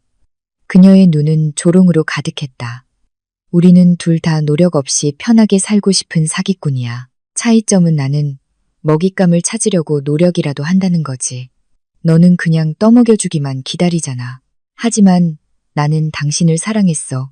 현우의 목소리가 약해졌다. 절망적으로 들렸다. 사랑. 유라가 옆으로 침을 뱉었다. 사랑이 이 오빠한테 진 내 빚을 갚아주지는 않아. 나는 돈이 필요해, 현우. 진짜 돈. 너 같은 남자들의 달콤한 약속이 아니라. 내 꼴을 좀 봐. 너는 거지야. 아무것도 없잖아. 내가 너랑 뭐 하러 만나? 내 인생의 짐만 늘리려고. 사채업자는 그 드라마를 보고 웃었다. 어이쿠, 아가씨. 그럼 이 먹잇감도 거지였다는 거네. 현우의 얼굴이 불타는 듯 했다. 그의 자존심이 땅에 짓밟혔다. 가버려, 현우. 유라가 파리를 쫓듯 손을 휘저으며 쫓아냈다. 다시는 나 찾지 마. 나는 너처럼 환상에 빠진 놈 말고 진짜 부자 남자 찾으러 갈 거야. 내 쪽방으로 돌아가서 이것저것 요구 많은 내 엄마나 돌봐. 유라는 혼다 제지에 올라타 문을 쾅 닫고 길가에 얼어붙은 채 서 있는 현우를 남겨두고 급히 떠났다. 자동차 배기가스가 현우의 얼굴을 덮쳤다. 마치 그가 그동안 쫓았던 황금빛 환상과의 마지막 작별 인사 같았다. 현우는 보도에 주저앉았다. 지나가는 사람들이 그를 이상하게 쳐다봤지만 그는 신경 쓰지 않았다. 눈물이 쏟아졌다. 슬픔의 눈물이 아니라 완전한 파멸의 눈물이었다. 그는 민지를 떠올렸다. 퇴근하는 자신을 맞이하던 민지의 진심 어린 미소를 떠올렸다. 피곤할 때 발을 마사지해주던 민지를 떠올렸다. 항상 따뜻했던 민지의 음식을 떠올렸다. 모든 것이 현실이었다. 모든 것이 예전의 그의 것이었다. 그리고 그는 그것을 쓰레기와 맞바꿨다. 서울의 저녁 하늘이 흐려졌다. 마치 금이라고 생각했던 오물덩어리를 위해 다이아몬드를 버린 한 남자의 어리석음을 애도하는 것 같았다. 좀비처럼 비틀거리는 걸음으로 현우는 자신의 쪽방으로 걸어갔다. 그는 어머니에게 무슨 말을 해야 할지 몰랐다. 내일의 삶을 어떻게 이어가야 할지 몰랐다. 그가 아는 것은 세상의 지옥이 이제 막 시작되었고 그 지옥의 설계자는 바로 자신이라는 것뿐이었다. 그쪽 방 안의 공기는 평소보다 더 뜨겁게 느껴졌다. 마치 성면 지붕이 태양에 대한 원한을 품고 있는 것 같았다. 유라 사건 이후 2주가 지났고 현우와 강 여사의 삶은 브레이크 없이 추락했다. 강 여사는 얇은 접이식 매트리스 위에 앉아 땀에 젖은 목을 낡은 판지로 부채질하고 있었다. 예전에는 비싼 크림으로 항상 관리되던 그녀의 얼굴은 이제 칙칙하고 기름졌다. 미세한 주름들이 선명하게 보이기 시작하며 그동안 두꺼운 화장으로 숨겨왔던 나이를 드러냈다. 현우야, 머리가 아프다. 강 여사가 힘없이 투덜거렸다. 그녀의 목소리는 더 이상 날카롭고 사납지 않고 약하고 떨렸다. 머리가 콕콕 쑤시는 것 같아. 혈압이 또 오른 게 틀림없어. 평소 먹던 약 좀 사다 줘. 효과 좋은 걸로.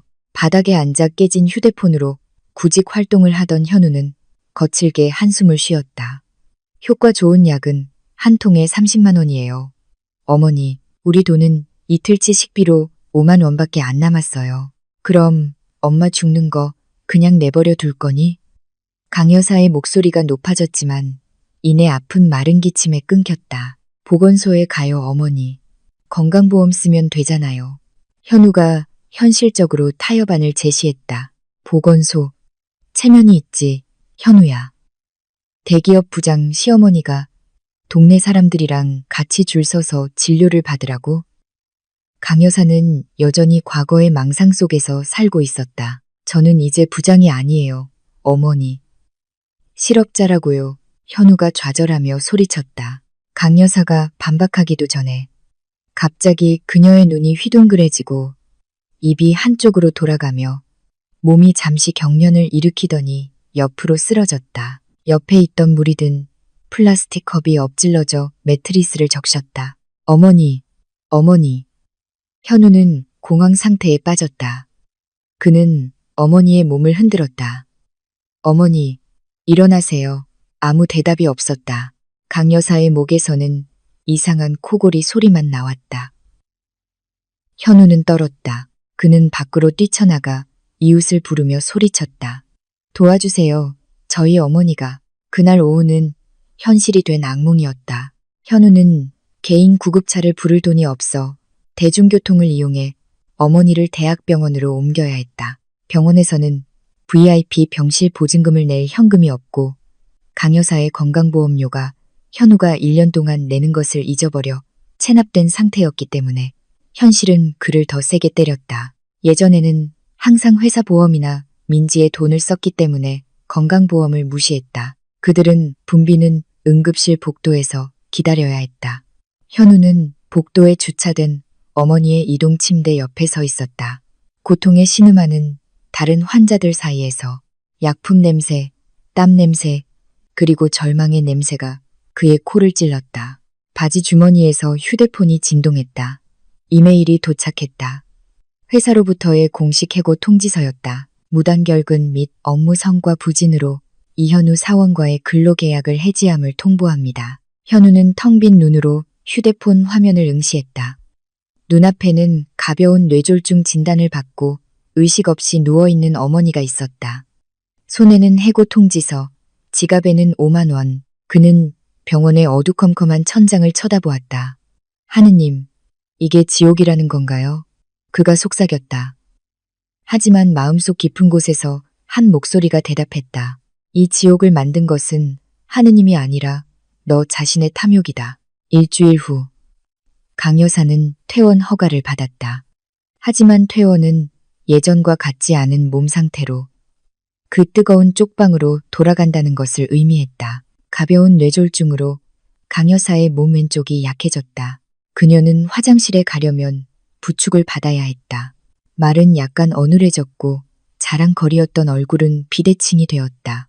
현우는 강제 간병인이 되었다. 예전에는 거친 일을 한 번도 해본 적 없었던 그가 이제는 어머니에게 밥을 떠먹여주고 더러워진 시트를 갈고 세탁소에 맡길 돈이 없어 손으로 빨래를 해야 했다. 강 여사의 입으로 들어가는 묽은 죽 한 숟가락마다 그 늙은 여인의 후회의 눈물이 동반되었다. 현우야, 죽이 싱겁다. 강 여사가 쉰 목소리로 흐느꼈다. 민지가 끓여준 갈비탕이 그립다. 민지네 시원한 방이 그립다. 민지라는 이름이 나오자 현우는 숟가락질을 멈췄다.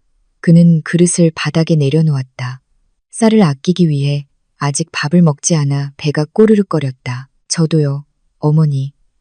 현우가 중얼거렸다. 그날 밤 절망이 극에 달했을 때 현우의 머릿속에 미친 생각이 떠올랐다. 자존심과 자긍심은 이미 산산조각 났으니 더 이상 지킬 것도 없었다. 어머니, 현우가 힘없이 누워있는 어머니를 바라보며 말했다. 내일 민지네 집에 가보려고요. 강 여사의 눈이 조금 반짝였다. 뭐하러? 사과하러? 그래, 현우야, 사과해. 민지는 착한 애야. 마음이 약해. 네가 울면서 발에 매달리면 분명 불쌍하게 여길 거야. 특히 엄마가 이 꼴인 걸 보면 차마 외면하지 못할 거야. 네, 빌고 또 빌 거예요. 제가 미쳤었다고 말할 거예요. 혹시 알아요? 우리를 다시 받아줄지. 적어도 별채나 가사도우미 방에서라도 살게 해줄지. 여기만 아니면 돼요. 덧없는 희망이 그날 밤 그들의 연료가 되었다. 현우는 머릿속으로 달콤한 말들을 짜기 시작했다. 그는 5년의 결혼 생활의 역사가 그렇게 쉽게 지워지지 않을 것이라고 확신했다. 민지는 한때 그를 깊이 사랑했다. 분명 그 감정이 조금은 남아있을 것이다. 다음 날 아침, 현우는 남은 셔츠 중 가장 좋은 것을 입었다. 체중이 급격히 줄어 조금 헐렁했지만 그는 머리를 단정하게 빗고 칙칙한 얼굴을 가리려 애썼다. 현우 잘 다녀올게요, 어머니. 그가 작별 인사를 했다. 그래, 현우야. 여기서 기다릴게. 민지한테 엄마가 보고 싶어 한다고 전해줘. 강 여사는 마치 자애로운 시어머니인 양 희망에 찬 목소리로 당부했다. 예전에 민지를 마늘 냄새라고 불렀던 것은 잊은 듯했다. 현우는 한 가지 목표. 청담동을 향해 그 지저분한 골목길을 나섰다. 그는 차비를 아끼기 위해 꽤 멀리 걸었고 버스를 갈아탔다. 등에서는 땀이 흐르기 시작했지만 그는 신경 쓰지 않았다. 민지네 집의 에어컨 바람과 맛있는 음식을 상상하며 발걸음을 재촉했다. 하지만 현우는 한 가지를 잊고 있었다. 지금의 민지는 예전의 민지가 아니라는 것을. 현우는 그 호화로운 저택 대문 앞에 도착했다. 태양이 바로 머리 위에 있을 때였다. 그는 할 말을 잃었다. 집이 달라 보였다. 예전에 칙칙했던 검은색 담장은 이제 우아한 무광 검정색으로 다시 칠해져 있었다. 예전에는 무성하게 자라 정돈되지 않았던 앞마당은 이제 미니멀리즘 모던 스타일로 깔끔하게 정돈되어 있었다. 그리고 주차장에는 반짝이는 흰색 유럽산 SUV가 주차되어 있었다. 예전에 강 여사가 자주 비웃었던 케이터링 영업용 차량보다 훨씬 비싼 새 차였다. 현우는 침을 삼켰다. 위축감이 그를 덮쳤지만 굶주림과 절박한 필요가 그를 용감하게 만들었다. 그는 담장 옆 인터폰 벨을 눌렀다. 띵동. 잠시 후 스피커에서 굵은 목소리가 들려왔다. 네, 누구세요? 우 아저씨의 목소리였다. 집 경비원. 우 아저씨, 저 현우예요. 현우가 대답했다. 목소리가 떨렸지만 위험 있게 들리려 애썼다. 잠시 침묵이 흘렀다. 그러고는 대문의 작은 문이 살짝 열렸다. 우 아저씨가 나타났다. 그의 얼굴은 예전에 젊은 주인을 맞이할 때처럼 더 이상 친절하지 않았다. 이제 그의 시선은 차갑고 탐색적이었다. 무슨 일입니까, 이현우 씨? 우 아저씨가 문을 활짝 열지 않고 물었다. 저 민지 좀 만나러 왔어요. 아저씨, 중요해요. 불러주시거나 잠깐만 들어가게 해주세요. 밖이 너무 더워요. 박 사장님께서는 쉬고 계십니다. 초대받지 않은 손님은 받지 않으십니다. 우 아저씨가 딱딱하게 대답했다. 아저씨, 제발요. 제가 전 남편이잖아요. 잠깐만 이야기하고 싶어요. 저희 어머니 일 때문에요. 어머니가 위독하세요. 아저씨, 현우가 동정심에 호소하기 시작했다. 갑자기 발소리가 가까워졌다. 우 아저씨가 살짝 옆으로 비켜섰다. 그 철문 뒤에 민지가 서 있었다. 현우는 숨을 참았다. 민지는 빛나고 있었다. 그녀는 파스텔 색상의 편안한 드레스를 입고 있었다. 머리는 아름답게 늘어뜨렸고 피부는 밝고 건강해 보였다. 더 이상 주방에서 요리하느라 지치고 기름진 얼굴은 없었다. 여왕의 아우라가 진정으로 뿜어져 나왔다. 민지, 현우가 힘없이 불렀다. 그의 손이 반사적으로 담장 창살을 잡으려 했다. 민지는 대문에서 2미터 떨어진 곳에 멈춰섰다. 그녀는 다가오지 않았다. 그녀는 길 잃은 낯선 사람을 보듯 현우를 쳐다보았다. 그 시선은 증오도 분노도 아닌 텅 빈 시선이었다. 데이터. 그리고 그것은 욕을 듣는 것보다 훨씬 더 고통스러웠다. 무슨 일이죠? 민지가 짧게 물었다. 민지야, 미안해. 현우는 대문 밖 뜨거운 아스팔트 위에 바로 무릎을 꿇었다. 눈물이 흘러나왔다. 이번에는 연기가 아니었다. 내가 크게 잘못했어. 내가 바보였어. 벌 받는 거야, 민지야. 어머니가 뇌졸중으로 쓰러지셨어. 우리는 좁은 쪽방에서 살아. 먹고 살기도 힘들어. 민지는 조용히 듣고 있었다. 나 좀 도와줘, 민지야. 어머니 좀 도와줘. 우리는 이제 아무도 없어. 다시 돌아오게 해줘. 내가 뭐든 할게. 내 운전기사가 되든 정원사가 되든 어머니도 창고에서 자도 된대. 먹고 쉴 곳만 있으면 돼. 우리 좋았던 시절을 기억해줘. 현우는 민지의 마음이 약해지기를 바라며 흐느껴 울었다. 민지는 천천히 한숨을 쉬었다. 그녀는 이제 초라해 보이는 전 남편을 쳐다보았다. 불쌍한 마음이 들었을까? 같은 인간으로서 조금은, 하지만 그들이 돌아오기를 바랐을까? 전혀 아니었다. 이현우 씨. 민지의 목소리는 차분했지만 단호했다. 어떤 좋았던 시절을 기억해달라는 거죠. 당신이 바람 피웠을 때? 당신 어머니가 제 음식을 모욕했을 때? 아니면 당신들 상상 속에서 나를 내 집에서 쫓아냈을 때? 현우는 말이 없었다. 그의 흐느낌이 멈췄다. 이 집은 노숙자 쉼터가 아니에요. 하물며 배신자들의 쉼터는 더더욱 아니죠. 민지가 말을 이었다. 당신 어머니의 상태에 대해서는 유감스럽게 생각해요. 하지만 그건 더 이상 제 책임이 아니에요. 그건 아들인 당신의 책임이에요. 당신 남자잖아요? 주인이 되고 싶었잖아요. 증명해보세요. 당신 어머니는 당신이 직접 돌보세요. 민지야, 너무 매정하잖아. 매정하다고요? 민지는 비참하게 미소 지었다. 저는 저 자신을 구한 거예요. 오빠, 당신들을 다시 들여보내면 제 행복을 스스로 죽이는 것과 같아요. 이 문은 당신들에게 영원히 잠겼어요. 민지는 망설임 없이 몸을 돌렸다. 우, 아저씨, 저 사람이 소란 피우지 않도록 잘 봐주세요. 억지로 들어오려고 하면 경찰에 신고하세요. 알겠습니다, 사장님. 우 아저씨가 재빨리 대답했다. 민지는 호화로운 집 안으로 걸어 들어갔다. 아스팔트 위에 아직 무릎 꿇고 있는 현우를 남겨두고 가지마, 민지야. 현우가 소리쳤다. 쾅. 우아저씨가 대문의 작은 문을 닫고 안에서 잠갔다. 쇠가 부딪히는 소리는 그들의 대화의 마침표가 되었다. 현우는 피부를 태우는 뜨거운 햇볕 아래 보도에 홀로 남겨졌다. 예전에 자신을 죽도록 사랑했던 여인의 눈에는 더 이상 자신의 눈물이 아무런 가치가 없다는 것을 깨달으며 6개월이 흘렀다. 시간은 고통받는 이들에게는 느리게 흐르지만 행복한 이들에게는 빠르게 달렸다. 강남의 한 5성급 호텔에서 화창한 토요일 밤. 유명 연예인의 화려한 결혼 피로연이 열리고 있었다. 하객들은 고급 차를 타고 와 유명 디자이너의 드레스와 정장을 입고 있었다. 기자들의 카메라 플래시가 로비에 내리는 모든 하객을 맞이했다. 길 건너편 약간 어두운 보도에서 현우는 낡은 오토바이 위에 앉아 있었다. 그는 이제 배달 기사로 일하고 있었다. 그의 초록색 재킷은 낡았고 얼굴은 햇볕에 탔으며 손은 거칠었다. 그는 호텔 근처 포장마차에서 음식 주문을 기다리고 있었다. 옆에는 현우가 중고 시장에서 산 낡은 휠체어에 강 여사가 앉아 있었다. 강 여사의 상태는 더욱 악화되었다. 얼굴은 영구적으로 굳었고 말하기도 어려웠다. 현우는 쪽방에서 돌봐줄 사람이 없고 이웃들이 강 여사가 아무데나 용변을 본다고 자주 불평했기 때문에 어쩔 수 없이 배달을 할 때 그녀를 데리고 나와 가까운 포장마차나 보도에 앉혀두었다.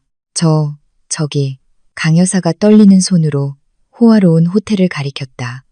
그녀는 유리 로비에서 보이는 크리스탈 샹들리에를 보았다. 파티와 호화로웠던 과거의 기억이 떠올랐다. 조용히 해요, 어머니. 저기는 우리랑 상관없는 곳이에요. 현우가 그날 하루 배달에서 번 동전을 세며 퉁명스럽게 말했다. 김밥과 기름값으로 겨우 충분했다. 갑자기 검은색 롤스로이스가 호텔 로비 바로 앞에 멈춰섰다. 뒷문이 발레 직원에 의해 열렸다. 현우는 고개를 돌렸고 그의 눈은 고정되었다. 차 안에서 몸에 꼭 맞는 검은색 턱시도를 입은 늠름한 남자가 내렸다. 그는 유명한 부동산 개발업자인 류지원이었다. 류 대표는 차 안으로 손을 뻗어 한 여인이 내리는 것을 도왔다. 그 여인은 민지였다. 현우는 거의 그녀를 알아보지 못했다. 민지는 눈부시게 아름다웠다. 그녀는 몸에 완벽하게 맞는 우아한 젓갈색 이브닝 드레스를 입고 있었다. 머리는 반짝이는 다이아몬드 장식으로 현대적인 스타일로 올렸고 얼굴은 빛나고 미소와 웃음으로 가득했다. 그녀는 다정하게 류 대표의 팔짱을 꼈다. 그들은 마치 왕과 왕비처럼 보였다. 완벽하게 어울렸다. 기자들이 즉시 그들을 애워쌌다.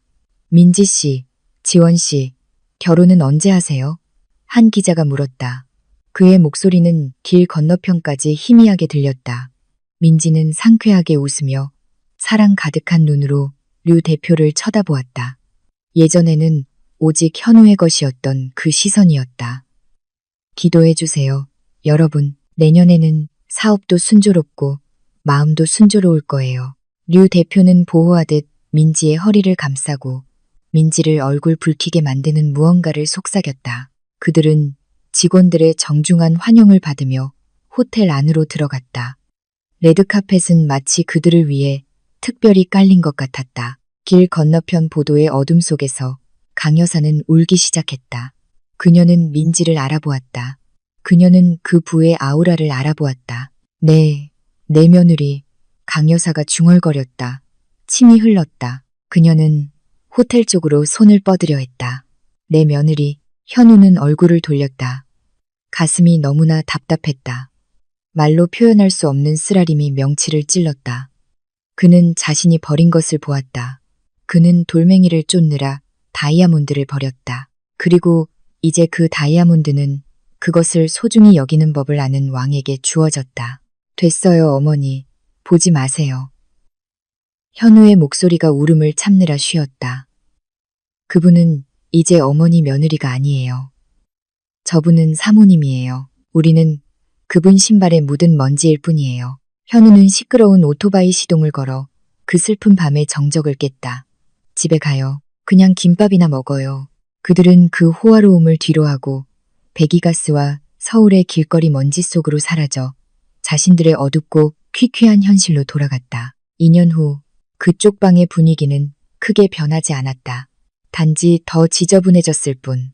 벽에는 곰팡이가 더 심해졌고 약품 냄새와 소변 냄새가 섞여 더욱 역겨웠다. 현우는 바닥에 앉아 벽에 등을 기댔다. 그는 방금 도매시장에서 막노동을 하고 돌아왔다.